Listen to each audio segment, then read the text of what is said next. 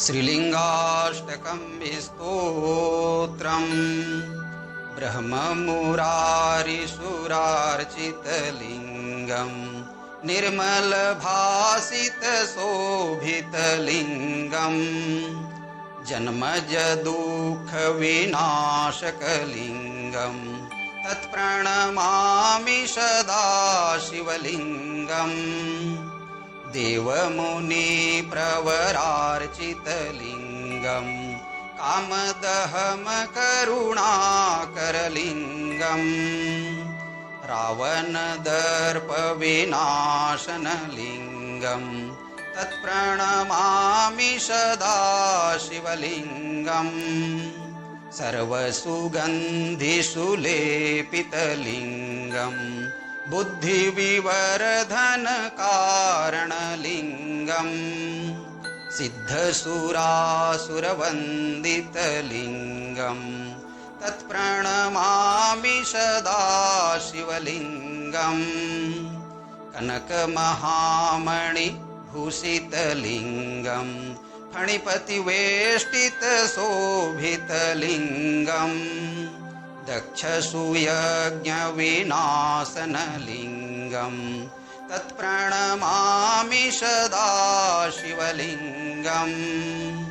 कुङ्कुमचन्दनलेपितलिङ्गम् पङ्कजहारसुशोभितलिङ्गम्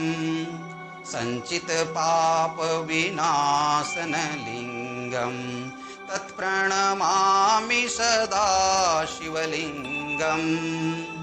देवगणार्चितसेवितलिङ्गम् भावैर्भक्तिभिरेव च लिङ्गम् दिनकरकोटिप्रभाकरलिङ्गम् तत्प्रणमामि सदा शिवलिङ्गम् अष्टदलोपरिवेष्टितलिङ्गम् सर्वसमुद्भवकारणलिङ्गम् अष्टदरिद्रविनाशितलिङ्गम् तत्प्रणमामि सदा शिवलिङ्गम् सुरगुरुसुरवर पूजितलिङ्गम् सुरवनपुष्पसदार्चितलिङ्गम् परात्परं परमात्मकलिङ्गम् तत्प्रणमामि सदा शिवलिङ्गम् लिङ्गाष्टकमिदं पुण्यं यः पठेत् शिवसन्निधौ शिवलोकमवाप्नोति शिवेन सह मोदते इति लिङ्गाष्टकम्।